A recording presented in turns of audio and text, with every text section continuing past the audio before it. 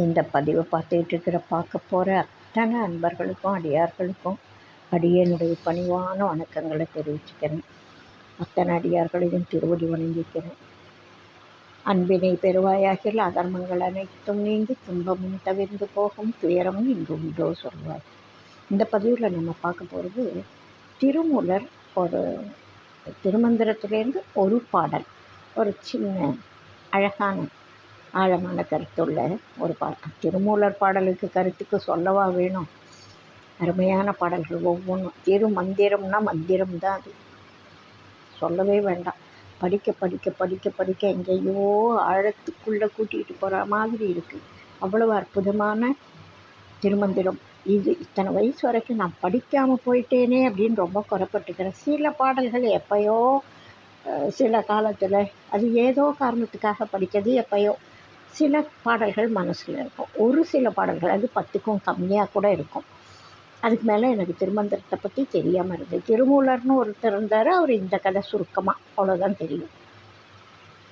மூலனுடைய உடம்புல அவர் வந்தது, அது மட்டும் சுருக்கமாக தெரியும்.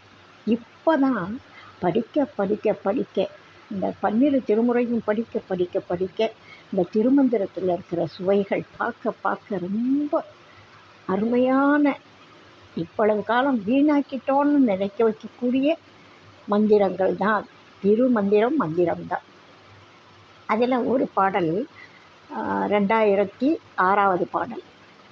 அன்னம் இரண்டுல ஆற்றங்கரையினில் துன்னி இரண்டும் துணை பிரியாது அன்னம் தன்னிலை அன்னம் தனி ஒன்று அது என்றக்கால் பின்ன மடவண்ணம் பேரு அணுகாதே அப்படின்னு சொல்கிறார். அன்னம் இரண்டுள்ள ஆற்றங்கரைன்னா நம்ம ஜீவனுடைய வாழ்வு. தன்னிலை அன்னம்ன்றது சிவத்தை குறிக்குது. 2 அன்னம் இருக்குது. இப்போ மேலோட்டமாக பார்க்குறப்போ 2 அன்னம் இருக்குது, துணை பிரியாமல் இருக்குது. அதில் ஒரு அன்னம் தன்னிலை அன்னம், இன்னொரு அன்னம் பின்ன மட அன்னம். அதுக்கு அது 2ம் ஒன்றா இருந்தால் தான் நல்லாயிருக்கும். இல்லைன்னா மட அன்னத்துக்கு பேர் அணுகாது. இப்படி தான் இருக்கும் மேலோட்டமாக பார்த்தா. 2 அன்னத்தை வச்சு ஒரு கதை சொல்கிற மாதிரி, ஒரு ஆற்றுல அன்னம் மிதக்கிற மாதிரி ஒரு சின்ன ஒரு காட்சியாக இது இருக்குது. ஆனால் பொருள் சித்தர் பாஷை கருத்து வேறு அப்படின்னு நம்ம சுவாமிகள் கூட சொல்லுவார். சித்தர் பாஷை கருத்து வேறு எனும் அப்படின்னு ஒரு பாடலில் சொல்லிகிட்டே போவார்.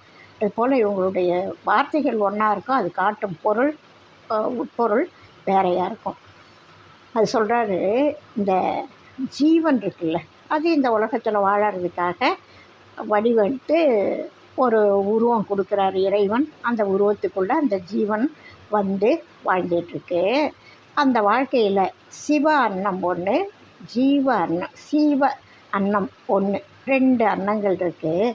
இந்த 2ம் ஒன்றை விட்டு ஒன்று பிரியாது, பிரியக்கூடாதவை, பிரியாதவை, 2ம் ஒன்றா இருக்கணும். அவ்விரண்டுக்குள்ளே இந்த தன்னிலையில் நிற்கக்கூடிய சிவமான அன்னம் இருக்கே, அது தனக்கு வேறானது அப்படின்னு ஜீவ அன்னம் நினைக்கக்கூடாது. அப்படி நினச்சிட்டா அதுக்கு எப்போதுமே அந்த சிவனை அடையணுன்ற பேர் கிட்டாமற் போய்விடும். அது வேற, நான் வேறன்னு நினைக்கக்கூடாது. அதோடவே இருக்கணும், அதோட கூடவே இருக்க வேண்டியவன் நான் அப்படின்னு ஜீவன் நினைக்கணும்.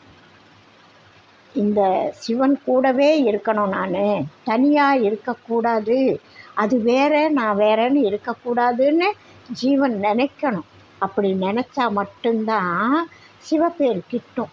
அப்படி நினைக்க தெரியாதவங்க தான் இன்றைக்கி இருக்கிற நோலார் பலர். அதனால் என்ன சொல்கிறார் இவர், ஜீவ அன்னம்னு ஒன்று இருக்குது, சிவ அன்னம்னு ஒன்று இருக்குது. இந்த 2ம் ஒன்றை விட்டு ஒன்று பிரியாதது, பிரியக்கூடாதது, பிரியாது. அவ்விரண்டுக்குள்ள தன்னிலையில் நிற்கும் சிவமான அன்னம் தனக்கு வேறானது என்று ஜீவ அன்னம் எண்ணினால் வேறுபட்ட அறியாமையுடன், அதுக்கு அறியாமை இருக்கும். அது வேற, நம்ம இது வேறன்னு நினைக்க ஆரம்பிச்சிட்டா முயற்சியே இருக்காது. அது யாரோ ஒரு ஆள், நாம் யாரோ ஒரு ஆளுன்னு ஆகிடும். அப்போது அறியாமையுடன் கூடிய ஜீவனான அன்னத்துக்கு எப்போதுமே சிவப்பேர் கிட்டாது. அது இன்னும் வாழ்க்கையில் எத்தனை பிறவி எடுக்கணுமோ, அதுக்கப்புறம் நினைக்குமோ என்னவோ, இப்போதைக்கு சிவப்பேறு கிட்டாது. அதனால் என்ன நினைக்கணும், அந்த சிவ அன்னமும் இந்த ஜீவ அன்னமும் ஒன்றுன்னு நினைக்கணும். அதுக்கிட்ட நான் போய் சேரணும். அதாவது காதலனை தேடக்கூடிய காதலி, காதலியை தேடக்கூடிய காதலன், இது நிறைய ஓமைப்படுத்துவாங்க. குயில் தேடும், தன்னோட இணைப்பறவையை தேடும். அதுபோல் இந்த ரெண்டும் ஒன்றை விட்டு ஒன்று பிரியக்கூடாதவை. இப்போ ஆனால் உடம்பு எடுத்துக்கிட்டு வந்திருக்கு.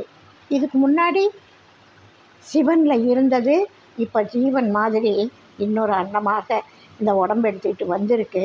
அது கூட போய் சேர்றது தான் உனக்கு நோக்கமாக இருக்கணும் அப்படின்னு சொல்கிறார் திருமூல நாயனார். இந்த மட அன்னமாகிய ஜீவன் எப்பவும் அந்த தன்னிலை அன்னத்தை நினச்சிக்கிட்டே இருக்கணும். அதை அடையிறதுக்கு முயற்சி பண்ணிக்கிட்டே இருக்கணும். அது கிட்ட போயிட்டா பேரானந்தம். நான் என்னோட தலைவனோட வந்துட்டேன் அப்படின்ற எண்ணத்தோடு இருக்கணும். இதுதான் எல்லா அடியார்களும் இறைவனை நினைக்க வேண்டிய முறை. அதை தான் இவர் 2 அன்னத்தை வச்சு கதை சொல்கிறார். அதை விட ஒரு முக்கியமான கருத்தை, ரொம்ப ஆழமான கருத்தை சொல்கிறார். இந்த ஜீவனுக்கு, அந்த உயிருக்கு என்ன அளவு சொல்லுவேன், அது எவ்வளோ பெருசு இருக்கும் இந்த உடம்புல, கண்டுபிடிக்க முடியுமா அப்படின்னு யாரோ கேட்குறாங்கன்னு வச்சுக்கோங்களேன். திருமூலர் சொல்கிறாரு, இந்த ஜீவ ஒளி அணுக்கள் இருக்குல்ல, அதோட திரட்சி தாயா ஒரு புருட தத்துவமே. ஜீவ ஒளி அணுக்களின் திரட்சியே ஒரு புருட தத்துவம். இது 2011 பாட்டு. அது 6, இது 2011 பாட்டு. இந்த ஜீவனுடைய வடிவு அளவு எவ்வளவுன்னு சொல்லி பார்ப்போம்னா, இதை யாருக்கானு சொல்ல முடியுமா, யாருக்கானு தெரியுமா, கண்டுபிடிக்க முடியுமா? திருமூலர் சொல்கிறாரு, மேவிய ஜீவன் வடிவது சொல்லிடில் கோவின் மயிர் ஒன்று 100 உடன் கூறிட்டு மேவிய கூறது 1000 ஆயினால் ஆவியின் கூறு 100,000 அப்படின்னு சொல்கிறார். ஒரு ஜீவன் இருக்குதுன்னு வச்சுக்கோங்களேன். அது எவ்வளோ இருக்கும், எவ்வளோ பெருசு இருக்கும் இந்த உடம்புக்குள்ளே, அப்படி எவ்வளவு இடத்த அடைச்சிக்கிட்டு இருக்கும் அந்த ஜீவன்.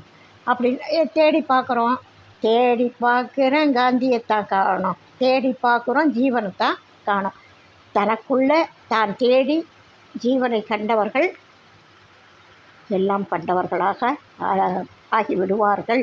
இதைத்தான் தனக்குள்ளே தேடுன்னு சொல்கிறாங்க எல்லாரும்.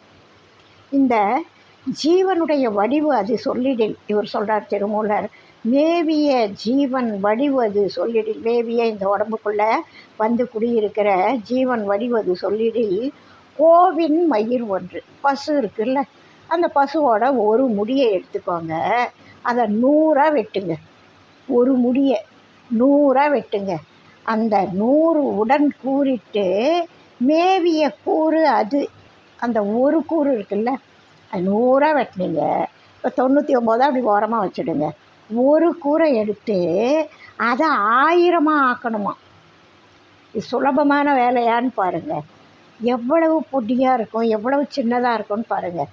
ஒரு பசுவோட உடம்புலேருந்து ஒரு முடியை எடுத்து 100 கட் பண்ணி அதில் ஒரு பீஸை எடுத்து அதை 1000 கட் பண்ணால் அதுதான் ஆவியின் கூறு அப்படின்னு சொல்கிறாரு திருமூல நாயனார். இந்த உடம்புக்குள்ள இருக்கிற அந்த ஜீவன் உயிர்னு சொல்கிறோம்ல, அந்த உயிர் எவ்வளவு பெருசு இருக்கும், இந்த உடம்புக்குள்ளே அடைச்சிட்டு இருக்கும் இடத்த, எங்கே பார்த்தாலும் பரவி இருக்குமா, எப்படி இருக்கும் அப்படின்னா அதோட சைஸ் அளவு சொல்கிறாரு. அது எங்கே வேணாலும் எப்படி வேணாலும், அதாவது ஒவ்வொரு செல்லுக்குள்ளேயும் இது இருக்குது இல்லையா, செல் உயிரோடு இருக்குது, செல் டிவிஷன் நடக்குது, எல்லாருக்கும் நமக்கு தெரியும். அதாவது ஸ்கூலில் படிக்கிற பசங்க கேட்டால் கூட தினமும் டெட் செல்ஸை நம்ம போக்கணும், புது செல்ஸ் உற்பத்தி ஆகிட்டே இருக்குது, இது எல்லாருக்கும் தெரியும். ஆனால் அதுக்குள்ளே இருக்கிற உயிரோட அளவு தெரியுமா அப்படின்னா, மேவிய ஜீவன் வடிவது சொல்லிடில் கோவின் மயிரொன்று 100 உடன் கூறிட்டு மேவிய கூறது 1000 ஆயினால் ஆவியின் கூறு 100,000 100,000 1,00,000 ஒரு பசுமாட்டினுடைய முடிய 1,00,000 துண்டுகளாக்கினால் அதில் ஒரு அளவுக்கு நம்முடைய உயிரோட அளவு அப்படின்னு சொல்கிறார். உடம்பில் பொருந்திய ஜீவனை அளவிட்டு கூறினால் பசுவின் மயிர் ஒன்றை 1000 பகுதியாக்கினால் 100ஆக பிளந்து அதனுள் பொருந்திய ஒன்றை 1000 பகுதியாக்கினால் உயிரின் வடிவமானது பசுமயிரை 1,00,000 கூறிட்டதற்கு சமமாகும் அப்படின்னு இந்த பாடலில் திருமூல நாயனார் சொல்கிறார். இது இவ்வளவு நுட்பமான கருத்துக்களை சொல்லக்கூடிய அந்த திருமந்திரத்தில் இன்னும் ஏராளமான அருமையான நல்ல கருத்துக்கள் நிறைய இருக்குது. அதனால் நம்ம இன்னும் நிறைய திருமந்திர பாடல்களை பார்க்கலாம் அப்படின்னு நினைக்கிறேன். அடுத்தது மிக அருமையான ஒரு கருத்தோடு அடுத்த பதிவில் சந்திக்கலாம். வாழ்க வளமுடன். வாழி எந்நாளும் மெய்மெய் வாழ்க நல்லறங்கள் எல்லாம் வாழிய பெரியோன் நாமம் வாழியே வாழி வாழி. இந்த பதிவை உங்களுக்கு பிடிச்சிருக்கு. இந்த மாதிரி நல்ல விஷயங்கள் எல்லா இடத்துலையும் கிடைக்கிறதில்லை. அதனால் இந்த கிடைக்கிற கருத்தை எல்லாரும் ஷேர் பண்ணிக்கணும். நல்லாரை காண்பதும் நன்றி, நல்லார் சொல் கேட்பதும் நன்றி, நல்லார் குணங்கள் குறைப்பதும் நன்றி, அவரோடு இணங்கி இருப்பதும் நன்றி. இதெல்லாம் நல்லார் சொல். நான் பெற்ற இந்த சந்தோஷம் நிறைய பேருக்கு கிடைக்கணும், உங்களுக்கும் கிடைக்கணும் அப்படின்றதுக்காகத்தான் எல்லாருக்கும் திருமந்திரம் யாருமே படிக்கலைன்னு நான் சொல்லலை. எல்லாருக்கும் சாத்தியமில்லை. சிலர் திருமந்திரத்தை கரைச்சி குடிச்சிட்டு மணிக்கணக்காக பேசுகிறவங்க இருக்காங்க, நாள் முழுசும் பேசுகிறவங்க இருக்காங்க. எங்கேயோ ஒரு சிலர். மற்றவங்களுக்கு திருமந்திரத்தை படிக்கணும், திருமந்திரம்னு ஒரு நூலே இருக்கிறதே தெரியாதவங்களும் இந்த உலகத்தில் இருக்காங்க. திருமூலர்னு ஒருத்தரை தெரியாதவங்க இருக்காங்க. அப்படி தெரியாதவங்களுக்கு நான் சொல்லணும்னு ஆசைப்பட்றேன். அதனால் இந்த பதிவுகளை போடணும்னு ஆசைப்பட்றேன். ஆன்மீக நாட்டம் உள்ள எல்லாருக்கும் இந்த மாதிரி விஷயங்கள் ரொம்ப பிடிக்கும். அடுத்த ஒரு கருத்தோடு அடுத்த பதிவில் சந்திப்போம். வாழ்க வளமுடன். வாழ்க வையகம். எல்லாரும் இதுக்கு முன்னாடி பண்ணாதவங்க சப்ஸ்கிரைப் பண்ணுங்கள், லைக் பண்ணுங்கள், ஷேர் பண்ணுங்கள். உங்களோட கனிவான கருத்துக்களை எனக்கு சொல்லுங்கள். அடுத்து சந்திப்போம்.